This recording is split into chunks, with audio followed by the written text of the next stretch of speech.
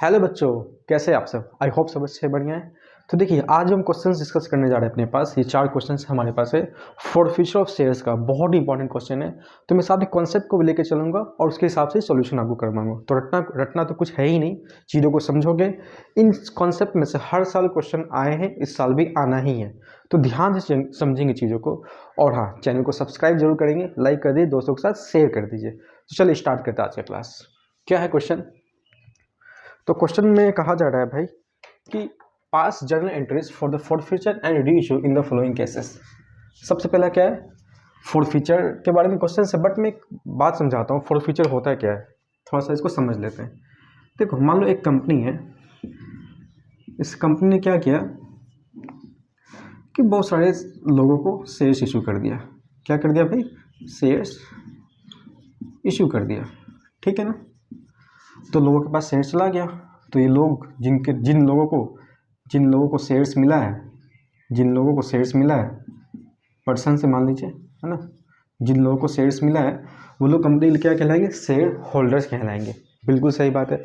अब एक मान लेते हैं कि मान लो कि उसमें एक शेयर था 100 रुपये का। वो शेयर पर्सन ए को मिला था और कंपनी ने बोला था भाई कि तुम क्या करना, 25 रुपये एप्लीकेशन पर, 25 रुपये अलॉटमेंट पर, 25 रुपये फर्स्ट कॉल पर और 25 रुपये फाइनल कॉल पर, इस तरीके से पे कर देना।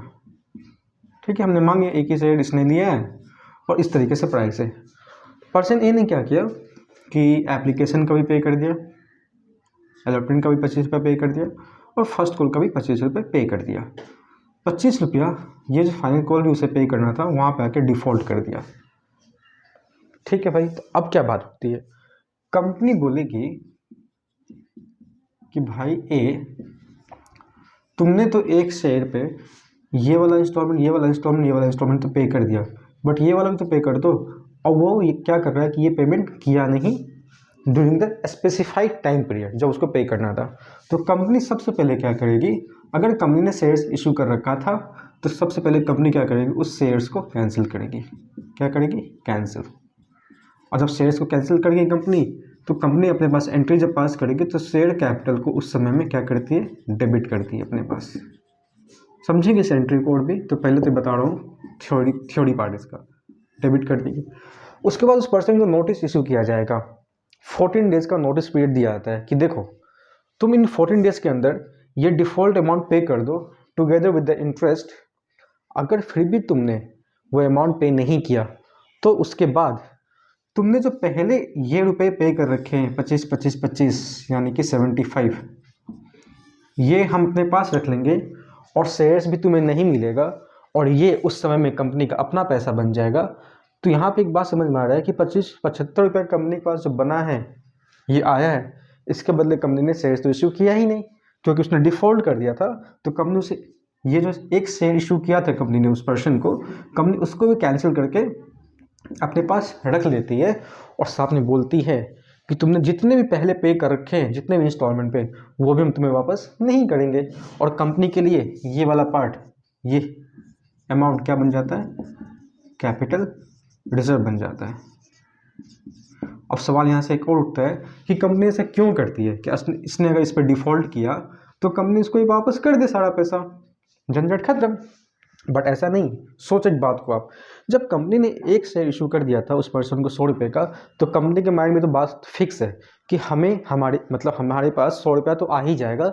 और उस 100 रुपये के रिगार्डिंग कंपनी ने पहले ही सोच लिया होगा कि 100 रुपये से हमें किस सेगमेंट पे, बिजनेस में कहाँ पे इन्वेस्ट करना है। तो कंपनी इस उम्मीद में है और उसके हिसाब से वो प्लानिंग भी कर चुकी है। तो आप ऐसा उसे धोखा नहीं दे सकते ना कि आप एक समय में आके बोल रहे कि मेरे पास 25 रुपया तो है नहीं, तो इस वजह से तुम सारा रुपया भी मुझे वापस कर दो। तो यहाँ तो कंपनी बेवकूफ़ कहला जाएगी भाई कि वाह, मतलब पैसा हो तो दे दोगे कंपनी को, पैसा नहीं हो तो नहीं दोगे। बोलोगे क्या कि बाकी जो इंस्टॉलमेंट पे कर रखे वो भी वापस कर दो। तो कंपनी तो ऐसे नुकसान में चलते रहेगी हमेशा। इसलिए फॉर फ्यूचर का कॉन्सेप्ट आया है ताकि कोई शेयर होल्डर किसी इंस्टॉलमेंट पे डिफ़ॉल्ट ना करे, ताकि उसे डर रहे कि अगर यहाँ डिफ़ॉल्ट करोगे तो पहले जो इंस्टॉलमेंट पे कर रखे हो कंपनी वो जब्त कर लेगी, है ना। तो कॉन्सेप्ट अच्छा है। क्यों अच्छा है? इससे लोग डरेंगे कि भाई डिफ़ॉल्ट नहीं करना है। शेयर्स लेना है तो पूरा पे करना है, नहीं तो कुछ इंस्टॉलमेंट अगर पे करने के बाद आप बोलते हो ये वाला हम पे नहीं कर सकते हैं, तो company previous payment of instalment को कैंसिल करके अपने पास रख लेगी और कंपनी के लिए एक तरह का वो कैपिटल प्रॉफिट होता है, इसलिए वो चल जाता है कैपिटल रिजर्व में। ठीक बात है। तो अब समझते हैं कि अकाउंटिंग एंट्री समझते हैं। इस बात को नोट डाउन जरूर करोगे इस चीज़ को देखने के बाद। तो देखिए क्या है अकाउंटिंग एंट्रीज, मैं क्वेश्चन के साथ समझाता हूँ इसको। तो सबसे पहला जो क्वेश्चन हमारे पास है वो क्या है, ए लिमिटेड फॉरफिटेड 100 शेयर्स। तो ए लिमिटेड बोल रहा है, ए लिमिटेड ने 100 शेयर्स फॉरफिट किए हैं, मतलब जब्त किए। जैसे ये बात है ना कि फॉरफिट किया, इसका मतलब ये हुआ कि पक्का इस 100 शेयर्स पे कोई इंस्टॉलमेंट कंपनी को नहीं मिला, तभी कंपनी क्या करी, फॉरफिट कर रही, अदरवाइज फॉरफिट नहीं करती। Forfeited, A limited forfeited 100 shares of ₹10 each fully called up. Fully called up मतलब कंपनी ने पूरा रुपया 10 का 10 मांगा है फॉर नॉन पेमेंट। तो भाई फॉरफिट क्यों किया, उसका रीजन यहाँ लिखा, for non payment of first call of ₹3 पर share and final call of ₹3 पर शेयर। तो देखो 100 शेयर्स है, हर एक शेयर 10 रुपये का है। कंपनी को 10 रुपये में फर्स्ट कॉल नहीं मिला 3 रुपये का और फाइनल कॉल नहीं मिला 3 रुपये का। मतलब ये बात साफ है कि 10 रुपये में 3 और 3 नहीं मिला तो क्या मिल गया होगा, 4 रुपया मिल गया होगा। जस्ट बिकॉज जो कंपनी को ये 3 और 3 रुपया नहीं मिला, इसलिए कंपनी क्या कर रही है, 100 शेयर्स को क्या कर रही है, फॉरफिट कर रही है, जब्त कर रही है। इसका मतलब ये हुआ कि कंपनी के पास जो भी पैसा पहले से आ रखा है, लाइक हर शेयर्स पे 4 रुपया, ये वाला पैसा कंपनी के लिए बन जाएगा कैपिटल रिजर्व। क्योंकि कंसेप्ट तो यही ना भाई कि जो पैसा कंपनी को पहले से मिल रखा, कंपनी उसको क्या कर लेगी, जब्त कर लेगी, फॉरफिट कर लेगी, और वो पैसा कंपनी के पास कैपिटल रिजर्व अकाउंट में चले जाएगा। तो देखो सबसे पहले जब फॉरफीचर करेगी कंपनी, शेयर्स को फॉरफिट करेगी, तो क्या एंट्री होगा, एंट्री करते हैं share capital account debit to, क्या क्या कंपनी को नहीं मिला है, फर्स्ट कॉल नहीं मिला 3 रुपये का, तो लिखो to share first call account. Final call नहीं मिला तो लिखो to share final call account. और क्या मिल गया था, 4 रुपया मिल गया था ना, जो ये एक तरह का कंपनी के लिए फ़ायदा है। तो कंपनी पहले इस फायदा को भेजती है किस अकाउंट में, शेयर फॉरफीचर अकाउंट में। चला गया। देखो टोटल शेयर्स कंपनी फॉरफिट करी 100, हर एक शेयर्स का दाम है 10 रुपये, तो टोटल हो गया 1000। कंपनी को फर्स्ट कॉल का नहीं मिला 3 रुपया, कितने शेयर्स पे, 100 रुपये पे, तो यहाँ हो गया 300। कंपनी को नहीं मिला 3 रुपया 100 शेयर्स पे, तो यहाँ हो गया 300 रुपये। कंपनी को 4 रुपये मिल चुका था 100 शेयर्स पर, तो यहाँ हो गया 400 रुपये। तो टोटल डेबिट 1000, टोटल क्रेडिट 1000। अब आगे क्या लिख रखा है ना, all this shares were received as fully paid up. As fully paid up का मतलब ये होता है original value of the shares. 10 वाले को फॉर मतलब इतने पे बेच रहे, तो कितने में बेच रही है company, as fully paid up मतलब 10 वाले को 10 में बेच रही है। इसका मतलब ये होता है कि कंपनी फिर से फॉरफिटेड शेयर्स को रीइश्यू कर रही है, तो रीइश्यू का एंट्री, पैसा आएगा कंपनी के पास, बिल्कुल आएगा, तो bank account debit to share capital. पूरा का पूरा शेयर्स रीइश्यू किया है 100 रुपये का, 100 शेयर से 10 रुपये का, तो 1000 और 1000। ये ऐसा बात है कि कंपनी ने 10 रुपये का जो शेयर्स फॉरफिट किया था और रीइश्यू पे कर रही कंपनी 10 रुपये पे, तो वो हो गया कि रीइश्यू हो गया किस पर, पार पे हो गया। एक बात तो ये, और देखो ये जो शेयर फॉरफिट अकाउंट में जो बैलेंस पड़ा हुआ 400 रुपया, ये हमें ट्रांसफ़र करना है कहाँ पे, कैपिटल रिजर्व अकाउंट में। तो इसके और इसके बाद लास्ट में एंट्री क्या पास करोगे, ये ट्रेड बैलेंस है तो ये खत्म हो जाएगा और चल जाएगा ये बैलेंस किस में, कैपिटल रिजर्व अकाउंट में। तो क्या एंट्री होगा, ये अमाउंट ख़त्म करना, मतलब ये बैलेंस ख़त्म करना, तो इसे डेबिट कर दो। तो लिखोगे आप share forfeiture account debit to capital reserve. 400 का 400, एक तरह से कंपनी के लिए क्या हुआ, कैपिटल प्रॉफिट जो कि चला गया कैपिटल रिजर्व अकाउंट में। बहुत ही इंपॉर्टेंट है, समझते हुए नोट डाउन जरूर करना, क्वेश्चन तो आना ही आना है इन कंसेप्ट में से। तो इसको मैं इरेज कर रहा हूँ, चलते नेक्स्ट क्वेश्चन पे।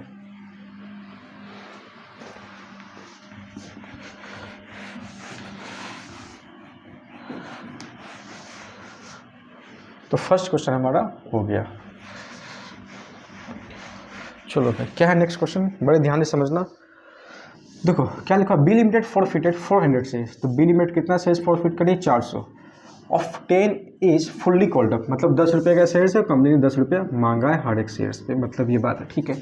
फॉर नॉन पेमेंट ऑफ, क्या नहीं मिला कंपनी को, फाइनल कॉल ऑफ ₹3 पर शेयर, 3 रुपया नहीं मिला है। फिर कंपनी बाद में 300 शेयर्स को री इशू कर रही है। 300 of this shares were reissued as fully paid up ₹4 पर शेयर। देखो कंपनी ने जब किया 400 शेयर्स, कंपनी री इशू कर रही है सिर्फ 300 शेयर्स। और किस तरह से री इशू कर रही है, were reissued as fully paid up. As fully paid up मतलब ओरिजिनल प्राइस वाले को, यानी कि 10 वाले को 8 में बेच रही है। यानी कि री इशू के टाइम पे कंपनी को कहीं ना कहीं 2 रुपये का नुकसान है, या डिस्काउंट बोलो, जिसको कि अकाउंट पे भेजेंगे, वो एंट्री के थ्रू में अभी समझाऊंगा आपको। तो सबसे पहले फॉर फ्यूचर का एंट्री करो। तो चलो स्टार्ट करते हैं। क्या बोला सबसे पहले एंट्री, सेकेंड नंबर ये बी नंबर। चलो share capital account debit. Company को क्या नहीं मिला, फाइनल कॉल नहीं मिला है ना, तो लिखो यहाँ पे to share final call account. 10 रुपये में कंपनी को 3 रुपया नहीं मिला है, तो ये बात पक्का है, इम्प्लाइड है कि 7 रुपया मिल गया होगा। उसको भेजो शेयर फॉर फ्यूचर अकाउंट में, शेयर फॉर फ्यूचर अकाउंट। तो 7 रुपया मिल गया होगा कितने शेयर्स पे भाई, 400 शेयर्स पे। तो शेयर फॉर फ्यूचर में कितना चला गया, 2800 रुपया। कितना नहीं मिला, 300 रुपया। कितने शेयर्स पे, 3 रुपया नहीं मिला 400 शेयर्स पे। तो यहाँ हो गया 1200। तो यहाँ हो गया टोटल 10 इंटू 400, तो यहाँ चल जाएगा 4000। Total debit 4000, total credit 4000। अब कंपनी री इशू कर रही है, तो देखो यहाँ पे एक बात समझा दूँ, कंपनी ने 10 रुपये का शेयर्स को जब्त किया है, और कंपनी जब री इशू कर रही है तो 10 वाले को 8 में ही बेच रही है। तो ये री इशू हो गया डिस्काउंट पर।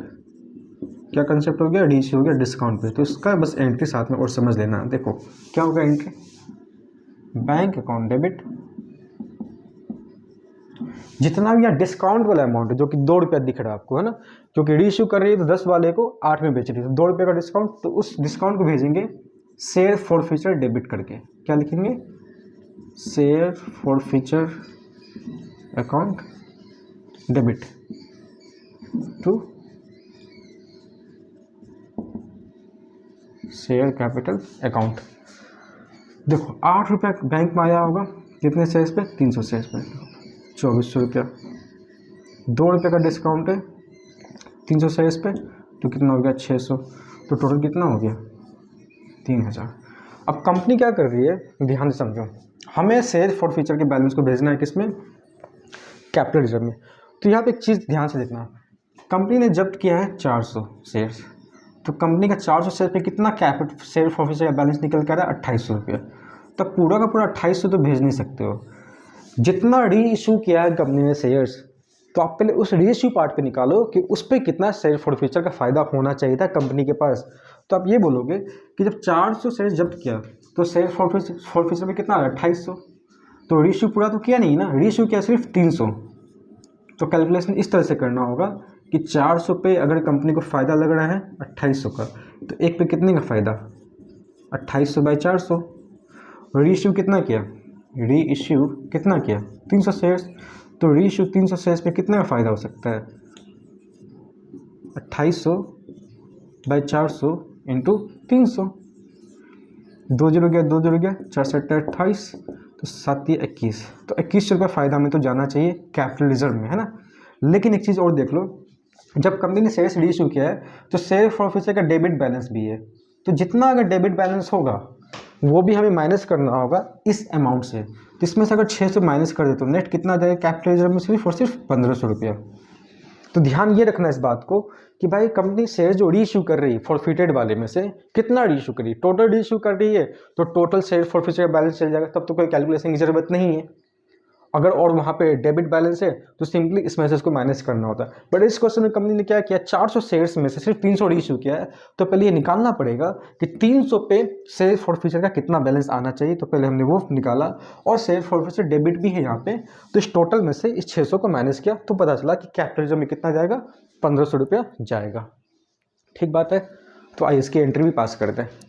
तो इन दोनों के बाद यहाँ जो एंट्री नेक्स्ट पास होगा लास्ट, तो क्या हो जाएगा, share forfeiture account debit to capital reserve. कितने से, 1500 रुपया, 1500 रुपये यहाँ, 1500 रुपये यहाँ। तो this is your final entry. Again बहुत इंपॉर्टेंट है। चलिए नेक्स्ट क्वेश्चन पे चलते हैं। इसे हम इरेज कर रहे हैं, आप वीडियो पॉज करके समझ के नोट डाउन कर लेंगे। चलो भाई ठीक है।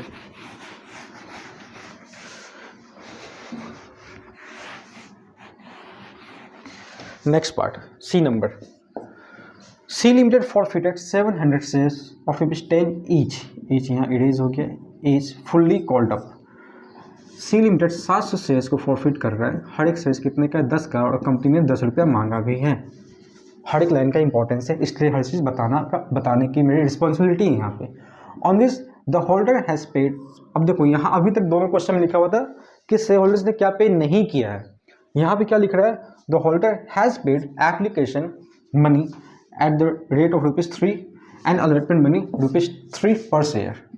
मतलब यहाँ पे ये नहीं बता रहा है कि लोगों ने क्या पे नहीं किया, यहाँ पे ये बता रहा है कि क्या पे कर दिया है। अगर ये पता चल जाए कि 10 रुपये में से कंपनी को क्या क्या मिल गया है, तो ये पता चल जाए कंपनी को क्या नहीं मिला है। तो साफ साफ लिखा हुआ है, एप्लीकेशन पे कंपनी को 3 रुपया मिल गया है, अलॉटमेंट पे कंपनी को 2 रुपया भी मिल गया है, तो 3 और 2 मिल गया है। 10 में से सिर्फ ये मिला है और कंपनी शेयर्स को फॉरफिट कर रही है, डैट मीन्स कि कुछ पैसा तो नहीं मिला है। तो ये बात इंप्लाइड है कि 10 में से 5 मिला तो 5 कंपनी को नहीं मिला होगा। इसी वजह से कंपनी इन 700 शेयर्स को फॉरफिट कर रही है। उसके बाद out of this 300 shares were received as fully paid at the rate ₹7 पर शेयर। मतलब कंपनी बोलती है, फुल्ली पेड लिखा ना यहाँ पे, फुल्ली पेड मतलब कंपनी बोलती है 10 का शेयर्स था ना, तो 10 वाले शेयर्स को हम 7 में री इशू कर रहे हैं। कितने में, ₹7 में री इशू कर रहे हैं। ठीक है, तो री इशू की एंट्री पास कर देंगे। पहले शेयर फॉरफीचर होने का एंट्री पास कर दो। चलो तो लिखो, share capital account debit. Company को क्या नहीं मिला। अब देखो इसमें ये नहीं पता है कि किस इंस्टॉलमेंट पे कंपनी को पैसा नहीं मिला है, सिंपली नहीं पता है। तो इसका नाम, जब इंस्टॉलमेंट का नाम नहीं पता हो किस इंस्टॉलमेंट में पैसा नहीं मिला है, तो वहाँ पे हम फर्स्ट कॉल या सेकेंड कॉल तो लिख नहीं सकते। तो आप लिख दो कॉल्स इन अरियर, ARREAR, है ना।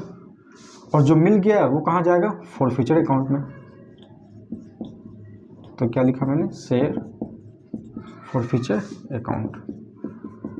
ठीक है, टोटल कितने रुपए का है, 10 रुपये का, 700 शेयर्स। तो कितना आ जाएगा अमाउंट यहाँ पे, 7000। क्या कंपनी को नहीं मिला है, 5 नहीं मिला है। कितने शेयर्स पे, 700 शेयर्स पे, तो 3500 यहाँ आ गया। यहाँ पे कितना मिल गया होगा, 700 शेयर्स पे 5 रुपया मिल गया होगा, तो फॉरफीचर में कितना हो गया, 3500। चलो यहाँ दोनों बातें अब आगे जाके कि 300 ही शेयर्स को रीइशू कर रहा है, और वो भी 10 वाले को सिर्फ 7 रुपये पे रीइशू कर रहा है। तो रीइशू की एंट्री देखो साथ में, बैंक अकाउंट डेबिट, कुछ डिस्काउंट है ना 3 रुपये का, तो डिस्काउंट को मैंने क्या बोला था, शेयर फॉरफीचर डेबिट से हमें दिखाना होता है। तो क्या लिखेंगे यहाँ पर, share forfeiture account debit to share capital account. Company के पास बैंक में आएगा 7 रुपये के हिसाब से 300 शेयर्स पे, तो कितना आएगा, 2100 रुपये आ जाएगा। 3 रुपये का नुकसान है 300 शेयर्स पे, तो यहाँ कितना हो जाएगा, 900। तो यहाँ कितना चल जाएगा, 3000। अब एक वर्किंग नोट फिर से, क्या है कि कंपनी ने जब 700 शेयर्स जब्त किए थे, तो कंपनी को फ़ायदा कितने का हुआ था, 3500 का। फ़ायदा मैं इसलिए बोल रहा हूँ कि शेयर फॉरफीचर में जो रहता है बैलेंस, कैपिटल जम जाता है, तो फ़ायदा ही है कंपनी का एक तरह से। बट कंपनी री इशू करी सिर्फ 300 शेयर्स, तो पहले चेक कर लो कि 300 पे शेयर फॉरफीचर में कितना बैलेंस आना चाहिए। तो मैंने बोला 700 पे 3500 का फ़ायदा, तो एक पे कितने का फ़ायदा हो सकता है, 3500 बाई 700। तो 300 री इशू पर कितने का फ़ायदा, 3500 बाई 700 इंटू 300। ये गया 5 5 जा, तो 5 दिया 15, 1500 का फ़ायदा जाना चाहिए कैपिटल रिजर्व में, बट कुछ नुकसान भी यहाँ पे जो कि 900 रुपये का। तो 1500 में से 900 रुपये का शेयर फॉरफिचर का डेबिट बैलेंस पहले माइनस कर देंगे, तो 600 रुपये नेट जाएगा सिर्फ कैपिटल रिजर्व में। तो उसके लिए एंट्री के पास कर देते हैं हम लोग, ठीक है। तो क्या होगा, share forfeiture account debit to capital reserve 600 रुपया, 600 रुपया। बहुत ही इंपॉर्टेंट है सारी बात, देख लो फिर से आप नोट डाउन करोगे। चलो हमारा लास्ट क्वेश्चन क्या है, डी नंबर, उस पर चलते हैं। तो इसे मैं इरेज कर रहा हूँ, एक मिनट क्वेश्चन गलती से यहाँ थोड़ा सा इरेज हुआ है, उसको मैं लिख दूंगा फिर से अभी।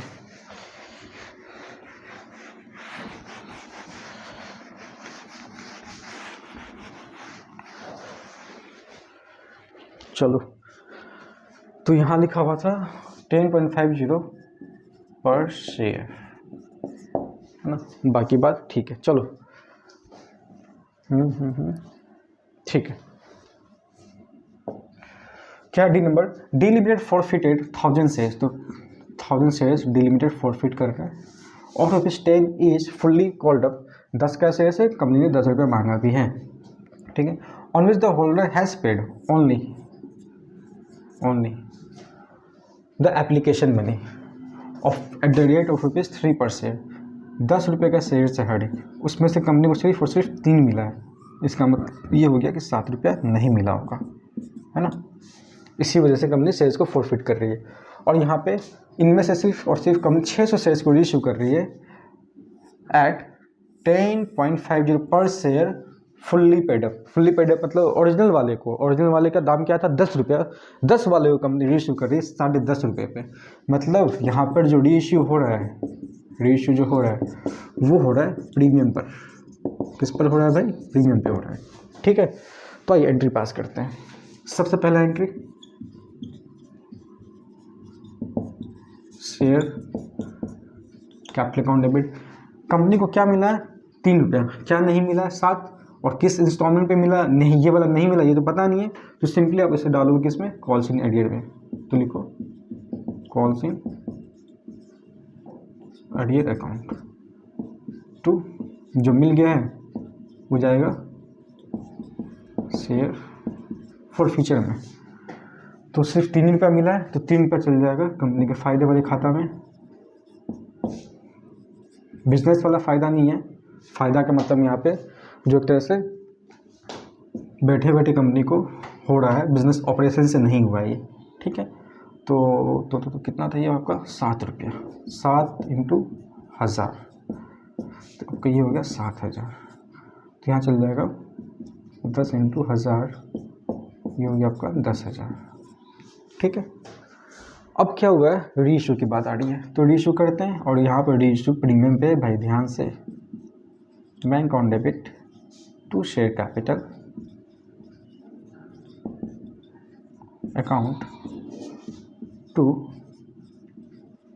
Security premium reserve. देखो प्रीमियम की बात करो तो 50 पैसे का है, क्योंकि 10 वाले को कंपनी 10.5 में बेच रही है, तो 50 पैसा इंटू कितना से रीइश्यू किया, 600, तो 50 पैसा इंटू 600 तो हो जाएगा 300 रुपया। शेयर कैपिटल का एक्चुअल पैसा आएगा 10 इंटू 300, सॉरी 600 शेयर से ना, 600, तो यहाँ हो जाएगा 6000, तो यहाँ चल जाएगा कंपनी के बैंक में आएगा कितना, 6300 रुपये, 6300 रुपये। अब देखो यहाँ तो कोई शेयर फॉरफिचर डेबिट वगैरह तो है नहीं, तो सिंपली कंपनी ने यहाँ पे 700 शेयर्स, गलती हो रहा है बार बार क्वेश्चन सी नंबर दिमाग में आ जा रहा है, इसीलिए कंपनी ने यहाँ पर 1000 शेयर्स को फॉरफिट किया है, ठीक है, बट कंपनी रीइश्यू करी सिर्फ और सिर्फ 600 शेयर्स। तो 1000 शेयर्स पे कितने का कंपनी को शेयर फॉरफिचर में फ़ायदा दिख रहा है, 3000 रुपये का फ़ायदा। तो ये तो निकालना पड़ेगा ना, 600 पे कितना फ़ायदा, वही जाएगा कैपिटल रिजर्व में। तो 1000 पे 3000 का फ़ायदा, तो एक पे कितने का फ़ायदा, 3000 बाई 1000, तो 600 पे कितने का फ़ायदा, 3000 बाई 1000 इंटू 600, 3 टाइम्स में ये चला गया तो कितना आ गया 1800 आ गया। और यहाँ पे कुछ शेयर फॉर फ्यूचर का डेबिट बैलेंस तो है नहीं, तो सिंपली ये पूरा का पूरा अमाउंट कहाँ जाएगा, कैपिटल रिजर्व में। तो लास्ट का एंट्री मैं यहाँ पे लिख देता हूँ, तो क्या होगा entry, share forfeiture account debit to capital reserve 1800। ठीक है, तो इस सारे क्वेश्चन को नोट डाउन कर ले, आपके बुक में भी होगा, और तो आप कॉन्सेप्ट समझ लो और सॉल्यूशंस को नोट डाउन कर ले, और घर में प्रैक्टिस बहुत करेंगे। तो क्वेश्चन तो आपको देखो मिक्सड अप क्वेश्चंस भी आते हैं ना, फॉर फ्यूचर का कॉन्सेप्ट, ओवर सब्सक्रिप्शन का प्रोडाटा, तो वो भी मैं कमिंग क्लासेस में कराऊंगा, बट बेस आपका यहीं से बनेगा। तो बहुत इंपॉर्टेंट कंसेप्ट है, तो चैनल्स को लाइक करो, सब्सक्राइब करो, दोस्तों के साथ शेयर भी कीजिए और सीखते रहिए। तो मिलते हैं नेक्स्ट क्लास में कुछ और अच्छे क्वेश्चंस के साथ। Till then bye bye, take care.